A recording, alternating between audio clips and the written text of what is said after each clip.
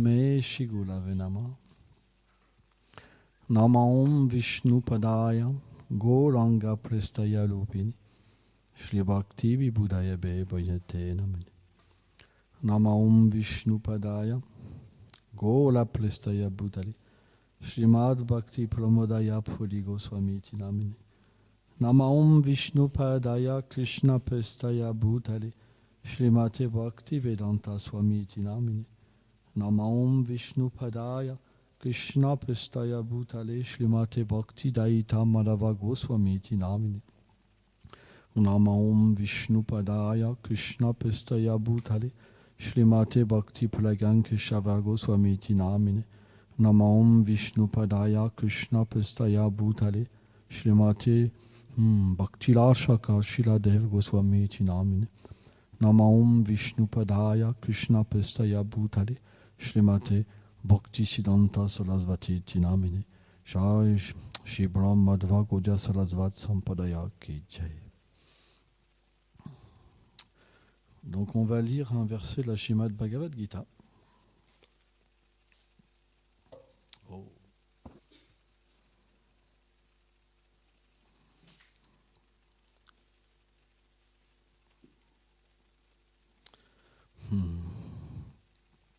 Isha Shvesa Samutena Vanva Moina Balata.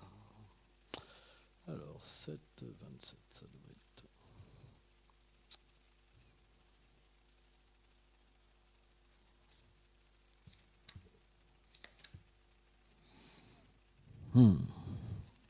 Isha Shveta Samutena Vanva Moina Balata Sarva Bhutani Samoham Sarge Yanti Parantapa. Ô descendant de Bharat, ô toi qui conquis tes ennemis, au moment de la création, toutes les âmes spirituelles sont complètement recouvertes d'illusions, égarées par les dualités du bonheur et de la souffrance, nées du désir et de la haine. Commentaire. Srila Vishvacharya Thakur pose cette question. Depuis combien de temps les âmes spirituelles ont-elles été égarées par l'énergie illusoire, Mahamaya, du Seigneur? C'est afin d'y répondre que le Seigneur a énoncé ce verset. Ok.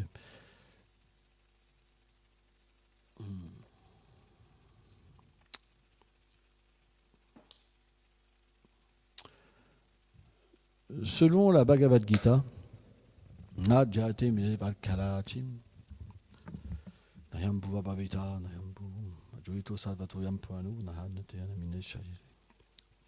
L'âme, la nature réelle de notre être, n'a jamais eu de commencement ni de fin. L'âme n'a jamais pris naissance, ni ne peut mourir. Elle est éternelle.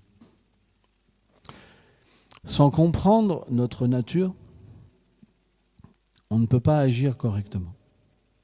Par exemple, si vous vous associez avec des personnes d'une conscience basse, des voyous, des gangsters, automatiquement, vous prenez leurs qualités et leurs défauts matériels. Parce que personne n'a que des défauts, il y a aussi des qualités.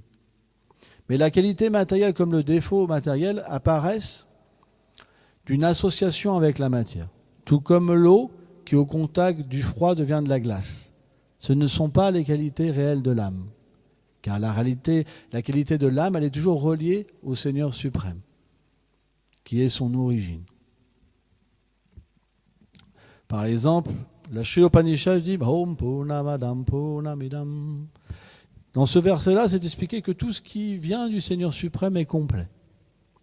Donc l'âme, c'est une partie intégrante du Seigneur suprême, dans le sens qu'elle a presque toutes les qualités du Seigneur. Donc elle n'a pas de défaut, ni de qualité matérielle. Mais, parce qu'elle désire l'indépendance du Seigneur suprême, prendre la place du Seigneur suprême, celui-ci permet à toutes ces âmes de pouvoir avoir cette expérience. Parce qu'une des qualités de Bhagavan, du Seigneur suprême, c'est la liberté, le renoncement.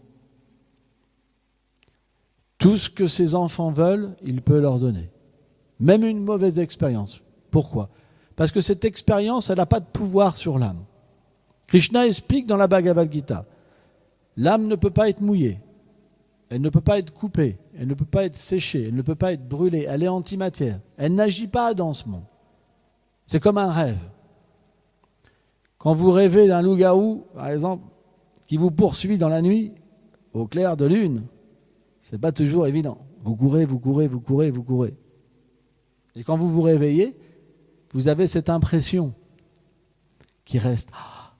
C'est jamais arrivé ça à quelqu'un d'avoir un loup-garou, ou je sais pas ce que vous voulez, un monstre. Mais c'est un rêve. Donc à un moment, vous dissociez du rêve. Et de la même manière, les univers matériels, c'est expliqué, ils sont manifestés durant le rêve du Seigneur suprême, Yoga Nidra. Il y a une manifestation du Seigneur qu'on appelle Mahavishnu. Et de Mahavishnu, des milliards d'univers matériels se manifestent. Des milliards. Pourquoi on dit des milliards? Parce que c'est illimité. Il se manifeste des pores de sa peau.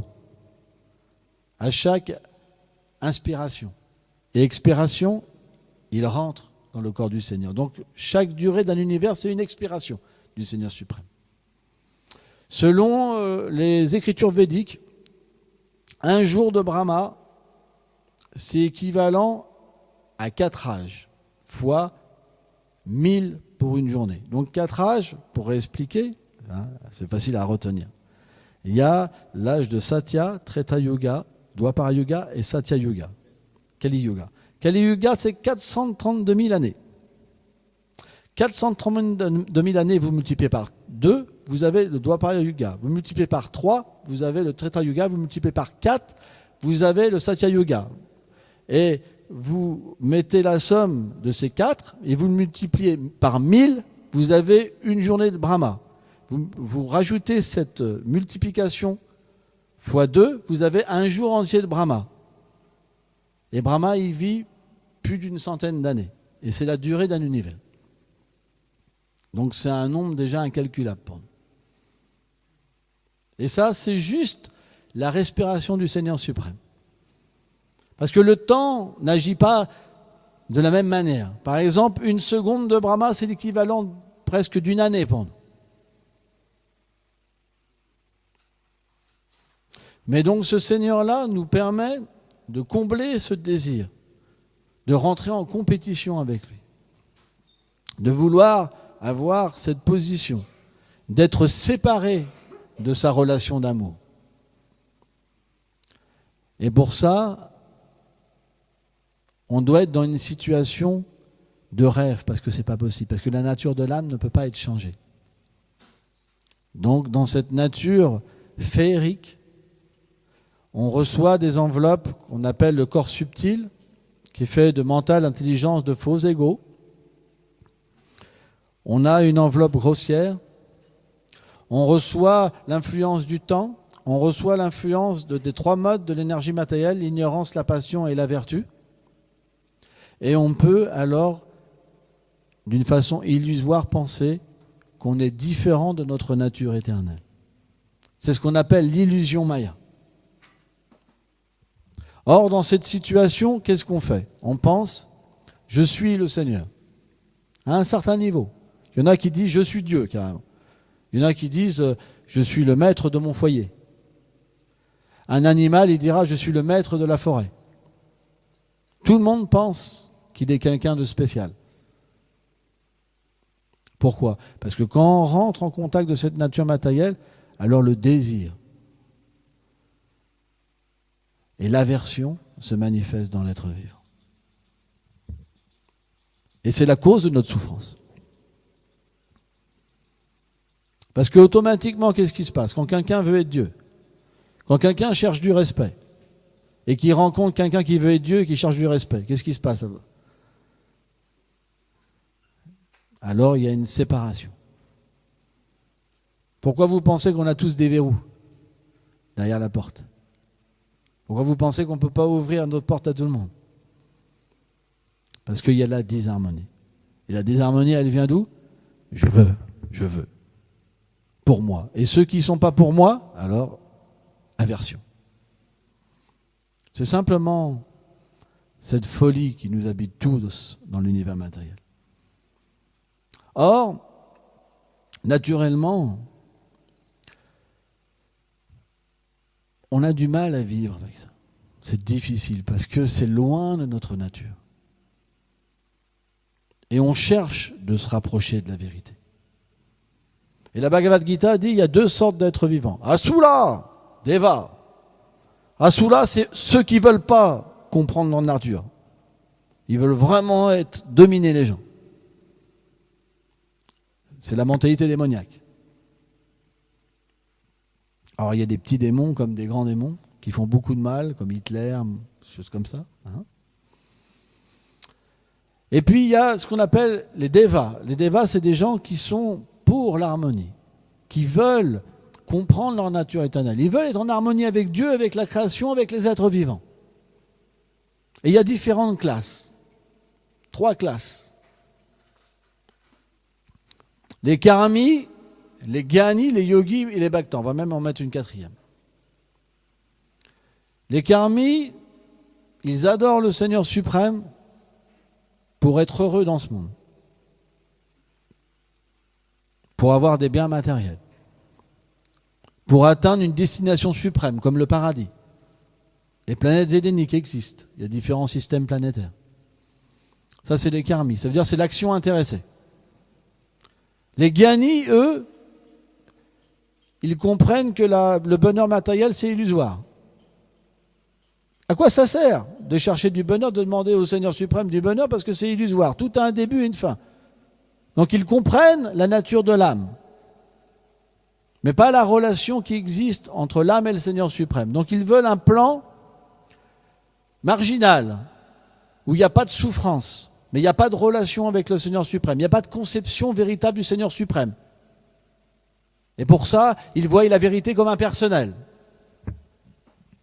On appelle les Gyani, ceux qui sont sur la plateforme Atma Tattva, qu'ils peuvent comprendre la nature de l'âme. Vishwanath Chaitanya Thakur, il dit c'est la vertu matérielle. Les yogis, c'est ceux qui cherchent des pouvoirs mystiques, comme marcher sur l'eau, apparaître du feu, parler dans le mental d'une personne, se faire le plus petit comme le plus grand, faire apparaître toutes choses extraordinaires, jusqu'à même manifester une planète. Même les yogis qu'on voit, ils ne sont pas très puissants. On voit Bhrigu Muni par exemple. Bhrigu Muni, c'est un sage du côté des êtres démoniaques. Et un jour, les devas avaient anéanti toute une armée de démons. Rien que par un mantra, il a pu tous les faire revenir. Des millions d'êtres. Ce qu'on a vu des yogis, c'est pas grand-chose comparé à Bhrigu Muni. Et Bhrigu Muni, c'est même pas une conception de grand dévot. C'est un sage. Mais on ne considère pas qu'il est un pur dévot. Il est sur une certaine plateforme, Vishwanath Chaitanya Thakur explique. Et il peut avoir de tels pouvoirs. Si, par exemple, en Inde, quand quelqu'un fait apparaître une pomme, hop, tout de suite, il pense qu'il est Dieu. Ou il va enlever la maladie d'une personne. Là, tout de suite, il y a des millions de personnes qui viennent. Mais ça, c'est des siddhis, c'est des pouvoirs qui peuvent se manifester même mécaniquement, juste par le biais des exercices purificatoires, respiratoires.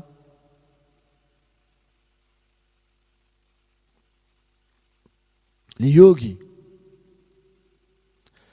Mais les véritables yogis, ils peuvent voir le Seigneur dans leur cœur, par leurs austérités.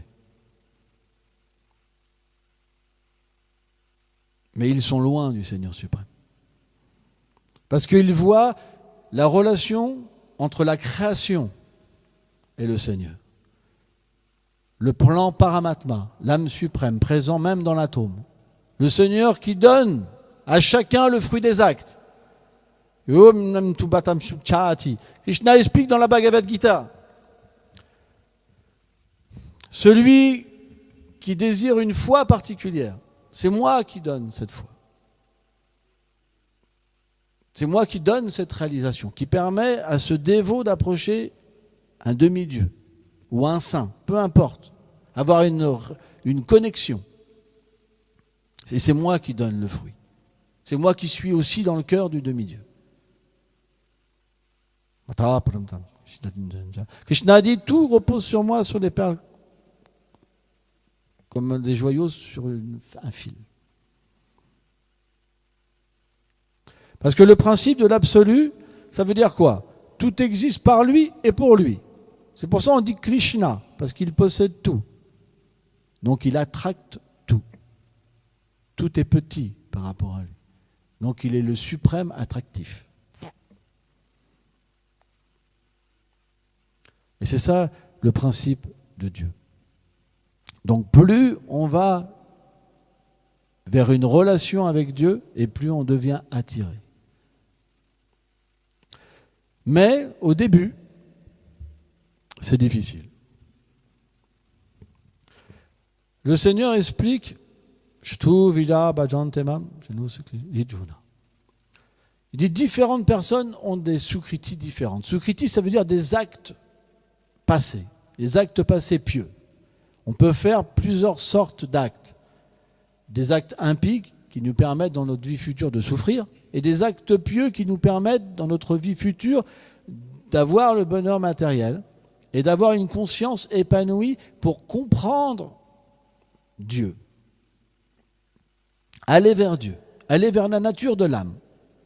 Or, au début, cette conscience, elle ne peut pas être pleinement épanouie. L'âme ne peut pas être complètement réalisée. Donc, quand on va vers le Seigneur, naturellement, c'est difficile. Isha, je fais ça. Il y a ce désir qui est encore là, d'être confronté au fait qu'on veut une position. Tout appartient au Seigneur. Tout émane de lui, toutes les énergies. Le corps, c'est son énergie. L'âme, c'est son énergie. Tout lui appartient. Mais on pense, moi, je suis indépendant. Ma femme m'appartient. Mon enfant m'appartient. C'est ma maison. C'est ceci. C'est à moi. C'est ceci. Il n'y a pas de fin. On est comme des voleurs. Donc, naturellement, quand on s'adresse au Seigneur suprême, pour qu'il nous libère de nos souffrances, c'est quoi nos souffrances? Nos attachements. Donc, qu'est-ce qu'il fait? Eh bien, il reprend nos attachements. Mais qu'est-ce qu'on fait? Je ne suis pas d'accord. C'est à moi. C'est à moi. Mais qu'est-ce que fait un bon père? Il va prendre ce qui fait mal à son enfant. Donc, au début, c'est difficile. C'est très difficile d'aller vers le Seigneur au début. Mais au fur et à mesure que les attachements nous sont repris, on va commencer à se sentir de plus en plus léger, de plus en plus heureux. Et puis on va dire, ah bah, finalement, c'est pas mal. Tu peux pas reprendre un peu plus, et un peu plus, et un peu plus, vous comprenez? Et on va être demandeur, parce qu'on va être comme un prisonnier qui se libère de la prison des attachements. Nos attachements pour les femmes, pour les enfants, c'est juste notre prison. C'est pour ça qu'on ne peut pas développer d'amour pour le Seigneur suprême. Parce que l'âme, elle ne peut pas être amoureux d'objets illusoires qui vont disparaître dans 5, 10 ans, 15 ans, 20 ans, 30 ans. C'est juste question de temps. On a eu des vies et des vies dans les vies passées. Il y a eu une histoire comme ça. Il y avait un roi, Chitraketu Maharaj. Et à cette époque-là, les rois avaient le droit de prendre plusieurs femmes. Pourquoi? Parce que dans les âges précédents, il y avait beaucoup plus de femmes que d'hommes. Donc pour donner un équilibre et que les femmes puissent avoir un mari, c'était autorisé que si les femmes veulent prendre le même mari. Donc les femmes étaient comme des sœurs avec le même mari. Dans notre âge, ce n'est pas autorisé. Mais dans les âges passés, ils pouvaient avoir jusqu'à 7 fois plus de femmes que d'hommes. Les écritures védiques expliquent ça. Mais les gens avaient des qualités. Ce n'était pas l'exploitation de la femme. Au point que les femmes étaient tellement respectées que celui qui abusait d'une femme, c'était considéré comme au même niveau qu'offenser un grand sage, tellement que les femmes étaient respectées. Toucher à une femme, c'était la peine de mort. Juste manquer de respect à une femme. À quel point les femmes étaient respectées, ce qui n'est pas dans cet âge-là. Et on comprend pourquoi les femmes ne sont pas contentes. C'était à ce point, mais personne ne pouvait faire... les femmes avaient des qualités exceptionnelles. Au point qu'on dit qu'ils étaient, comment dire, l'harmonie. Ils étaient comme le fort pour l'homme, la protection pour l'homme. Parce qu'elles avaient de telles qualités, comme la chasteté, la droiture, etc., qu'elles étaient l'incarnation de la moralité, de la religion. Et donc, naturellement, ce n'était pas une question de vie sexuelle dans le foyer, dans ces sages passés. On ne se mariait pas avec quelqu'un, on ne se nuissait pas avec quelqu'un juste par l'attrait du sexe. Parce que les gens avaient comme but un but plus élevé, Varnashram Dharma, la société spirituelle, c'est d'atteindre la perfection de l'existence. Maintenant, les gens s'unissent par le coup de foudre, et puis quand on n'a plus trop de plaisir, on se sépare. En ce moment, en France, un couple sur 3 se sépare. C'est les derniers sondages. J'ai vu ça. J'ai pas fait exprès. Hein. J'ai vu un article. Je me suis dit, ça m'intéresse. Je vais voir. Un couple sur 3 en France se sépare. Pourquoi ? Parce que l'union, elle n'est pas basée sur quelque chose de supérieur. Mais elle est basée sur le plaisir. Or, tous les êtres, ils sont limités. Les gens ont des tout petites qualités, plein de défauts. Donc, à un moment ou à un autre, on a fait le tour, je me suis trompé. Je vais réessayer avec un autre, et puis avec un autre, et puis avec un autre, et puis avec un autre. Il y en a qui se marient comme ça 7, 8 fois, 10 fois. Ou qu'on 100 expériences, 200 expériences, ou 300, ou 400. Mais on cherche. Pas évident. Donc, ce roi-là, il avait 1000 épouses. Et toutes ces femmes étaient stériles. Et donc, il y avait un problème, parce qu'un roi doit avoir un héritier. Et donc, il était véritablement malheureux et il pleurait.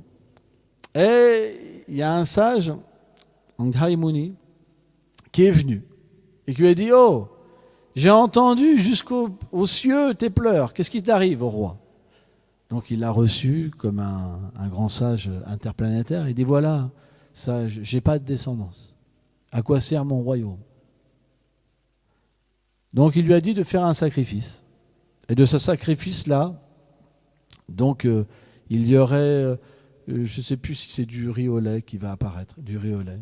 Et qu'il donnait ça à une de ses femmes pour qu'elle tombe enceinte. Donc il a choisi une de ses femmes. Elle est tombée enceinte. Et naturellement, parce qu'elle portait sa progéniture, il a eu une affection particulière pour cette femme-là. Il a commencé à délaisser les autres. Et qu'est-ce qui s'est passé ? Les 999 épouses sont devenues jalouses de cette épouse-là. Et ils ont fait un plan d'empoisonner l'enfant pour que leur mari leur soit rendu. Or, quand ils ont empoisonné l'enfant, qu'est-ce qui s'est passé ? Le roi, il a eu encore plus de souffrance. Et là, Anghai Muni est venu avec Narada Muni. Et Narada Muni a dit « Oh roi, pourquoi tu pleures ? Oh grand sage, j'ai perdu mon fils. » Et donc Narada Muni, par ses pouvoirs mystiques, il a fait revenir le fils dans le corps de l'enfant. Et l'enfant donc s'est levé de la mort. Et le roi Shtaketu il a dit « Mon fils !» L'enfant a dit « Mais quel fils ? J'ai eu tellement de pères dans le passé. Je ne suis pas le corps, je suis l'âme spirituelle. » Donc l'attachement matériel, le conditionnement de penser qu'on est le corps, c'est ce qui nous empêche d'aller vers notre réalité éternelle. C'est pour ça que la Bhagavad Gita, elle commence par la conception pure de l'âme.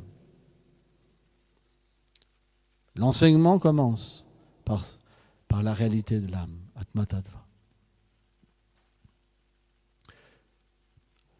Et naturellement, au début, c'est difficile, parce qu'on est quand même conditionné par le corps. Jusqu'à ce qu'on soit libéré de l'illusion corporelle, on va garder grossièrement et subtilement cet attachement pour la position, pour le respect. Donc naturellement, on a dit au début, quand le Seigneur nous reprend les choses, on devient subtilement jaloux du Seigneur suprême. Parce qu'on veut. On veut que les choses soient à nous. Mais ça ne peut pas être à nous. Parce que rien n'est à nous. C'est juste l'illusion. Quand on pense que quelque chose est à nous, c'est juste l'illusion. Parce qu'on en sera séparés, c'est juste question de temps. On est juste ensemble selon nos activités passées, la loi du karma. Parfois, c'est expliqué, c'est comme une rivière. Vous avez un tourbillon avec des pailles. Et parfois, des pailles s'unissent et après, elles se désunissent. C'est simplement, parfois on est ensemble et parfois on est désunis. C'est la loi du karma. C'est pourquoi quelqu'un qui est intelligent, alors il va comprendre que le but de l'existence, c'est de comprendre le Seigneur suprême. Parce que si on comprend le Seigneur suprême, parce qu'on est une partie intégrante du Seigneur suprême, on se comprendra nous-mêmes. Et finalement, on établira un lien avec le Seigneur suprême sur la base de l'amour. C'est ce qu'on appelle la bhakti. Là, on vient aux 4e personnalités. On a parlé des karami, l'action intéressée, les jnani, ceux qui réalisent simplement la nature impersonnelle de l'âme, les yogis, ceux qui peuvent méditer sur l'âme suprême présente dans le cœur de chaque être, et les bhaktas, qui peuvent comprendre la nature éternelle de Dieu et leur propre nature. C'est pour ça que le Seigneur suprême explique dans la Bhagavad Gita, Bhaktimam Janahate, que sans la dévotion, on ne peut pas le comprendre. Parce que la seule chose qui nous relie au Seigneur suprême, c'est la bhakti. L'action intéressée ne nous permet pas d'atteindre le Seigneur suprême.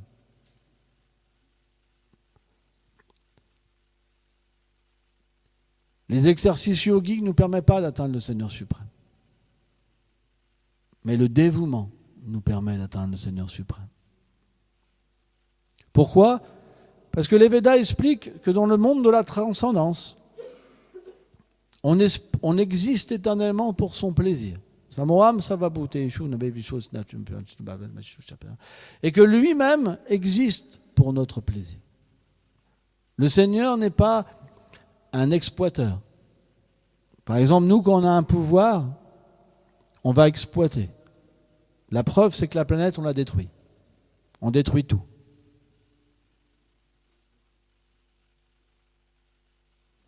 Mais lui, tout est petit comparé à lui. Il n'a pas besoin de notre folie. Il n'a pas besoin de notre concupiscence. Mais par contre, si on veut l'aimer, parce qu'il est parfait, alors il acceptera notre amour. Et tamam prapadante. En proportion que cet amour est pur, en proportion il se donne à son dévot. C'est pour ça que dans la Bhagavad Gita, il dit un jnani, celui qui me voit dans son cœur, qui me voit partout. Il est un avec moi. Comme Jésus dit, moi, mon Père et moi, nous sommes un. Mais il dit, mon bhakta, il est supérieur encore. Je le considère plus cher que ma propre personne. Parce que comme il s'est complètement abandonné à moi et qu'il vit que pour moi, alors je me suis abandonné à lui et je vis que pour lui. Mais comment comprendre ça ? L'illimité qui se met à ce niveau-là. Et c'est ça la beauté du Seigneur suprême. C'est que c'est inconcevable. Achinta. Dans notre niveau, ce n'est pas possible de comprendre ça. Que l'illimité se mette au niveau du limité et permette au limité, finalement, d'être illimité. Parce que pour relationner avec lui, il faut qu'un pouvoir spécial soit donné. Et ce qu'on appelle préma, l'amour. Le dévot, Avesh, devient mis en pouvoir pour donner même du plaisir au Seigneur suprême. C'est pour ça que ce monde, si on en entend parler, on pourra inverser notre nature. Et on se dira, mais je suis un fou d'être attaché à des choses qui me font que du mal. D'être attaché à des choses qui sont simplement temporaires. Je ne vaux pas mieux qu'un animal. Parce que l'animal, il ne peut pas comprendre pourquoi il mange, pourquoi il dort, pourquoi il se reproduit et pourquoi il se défend. Il vit par instinct. Mais si on comprend la nature du Seigneur suprême, la nature de l'âme et le lien qui nous unit à lui, alors on quitte ce plan de l'animal et on devient un être humain. L'être humain, c'est celui qui a la conscience de Dieu. On a tous la conscience de Dieu. On est avec la conscience de Dieu, simplement on l'accepte ou on la rejette. À cause de la mauvaise association, on peut devenir athée. Mais elle est là, On ne peut pas enlever la nature de l'âme. L'âme est faite pour comprendre le Seigneur et l'amour. Ce n'est pas possible pour l'âme d'enlever ça. C'est sa nature. C'est sa nature éternelle. C'est pourquoi on peut réinverser cet amas qui nous recouvre de pollution qu'on appelle la concupiscence,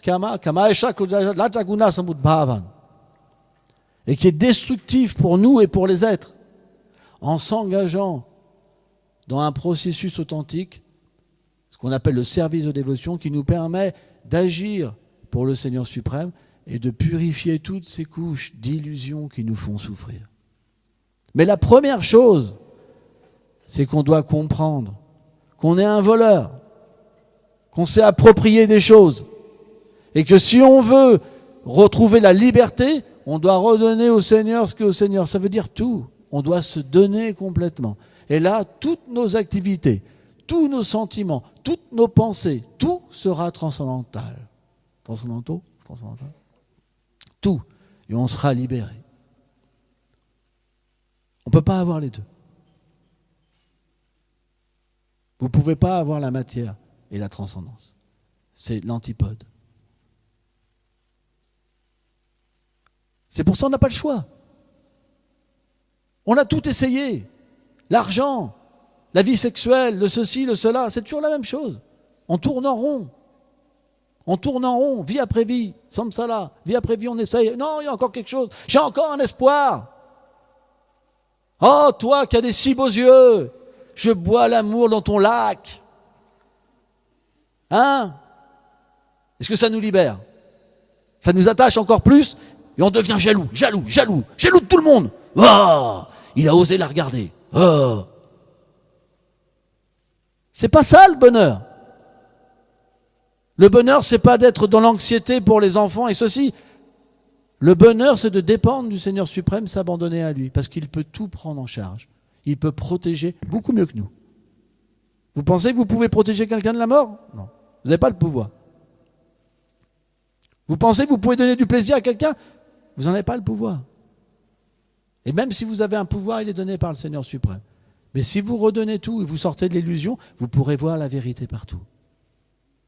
Or, cette vérité, elle n'est pas petite. Elle est illimitée. Pourquoi en ce moment on souffre? Pourquoi on est frustré? Parce qu'on est simplement limité à notre petitesse et à la petitesse des gens. Et on essaie de trouver une solution dans quelque chose qui est complètement imparfait et tout petit, minuscule. L'âme, elle est faite pour quelque chose tellement grand. Illimité. On a tout un petit truc. Bon, on va économiser 100 €, 1000 €, 10 000 €. Mais c'est tout petit. On est fait pour l'amour pur. Personne ne peut nous donner ça par le Seigneur suprême. C'est pour ça qu'il faut arrêter d'être des fous. Un fou, c'est quelqu'un qui pense qu'il va avoir le bonheur là où il n'y en a pas. Brahma, il dit, c'est ça les êtres humains dans ce monde. Ils prennent leur malheur pour du bonheur. On est tous pareils. Un coup, on attrape la grippe.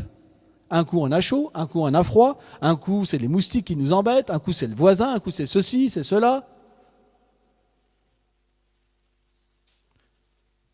Tellement de choses viennent tout le temps. Si on regarde une journée, si on peut noter à chaque fois qu'il y a un problème, à ceci, cela, c'est pas évident. On part en vacances, on se dit, allez, bon plan, on l'a préparé toute l'année. Paf, la voiture qui casse. Ouais, j'ai eu plusieurs cas il n'y a pas longtemps. Ils avaient tout préparé, mais super bien, planifié tout, le truc avec la tente, le truc, les machins, les bidules, ouais, bon plan. La voiture qui ne démarre pas, il y a eu je ne sais pas combien de réparations, tout est tombé à l'eau. Vous comprenez? Il y a toujours quelque chose qui ne va pas dans ce monde. Parce que ces plans-là, leur conclusion, leur bon développement, ils viennent dû à nos activités passées. Si on doit, dû à nos activités passées mauvaises, on devra souffrir. On ne peut pas éviter le bonheur et le malheur dans ce monde. Mais par contre, si on s'abandonne au Seigneur suprême, le malheur et le bonheur, ça devient comme quelque chose de secondaire. Parce qu'on verra l'environnement comme un moyen de se libérer de l'illusion. Parce que c'est nous qui l'avons construit. Le bâtiment, c'est nous qui l'avons construit. La ville, c'est nous qui l'avons construit. La politique, c'est nous qui l'avons construit. Ce n'est pas le Seigneur suprême. Mais si on voit ce propre environnement comme le résultat de nos actes et qu'on l'accepte comme une purification, alors on peut se libérer complètement de l'illusion. On n'a pas le choix. C'est le même, ce poison-là, il peut nous libérer comme augmenter notre poison. Parce que si l'environnement, on n'a pas de conscience de Dieu, on va se battre. Pourquoi il m'empêche d'être heureux? Maintenant, je suis raciste. C'est à cause des Noirs, c'est à cause des Arabes, c'est à cause de ceci, c'est à cause de... Tuons-les tous! Ça peut être avec les religions aussi. Il faut tous les tuer! Le royaume de Dieu va venir! On sera heureux! Une fois qu'ils sont tous tués, ça ne change rien, c'est encore pire. Il n'est toujours pas venu, le royaume de Dieu. Le problème, il est en nous. Il n'est pas chez les autres. Ce n'est pas la faute des autres, c'est nous le problème. Mais qu'est-ce qu'on fait quand on n'a pas de conscience du Seigneur? C'est de ta faute. Hein? Tu veux pas de moi? Tu... Non. Baba, tu veux pas prendre la place du Seigneur suprême. Le Seigneur suprême, c'est le seul Purusha, le seul mâle. On est tous des âmes, on est tous de nature féminine. C'est ça notre vérité, c'est la nature féminine. On est fait pour le servir. Parce qu'il est tout puissant. Et dans cette relation-là, on devient complètement satisfait. Mais quand on veut remplacer Krishna, on dit, moi, c'est moi le Purusha. Regarde, mes biscottos. Comme ça, il y en a qui font ça.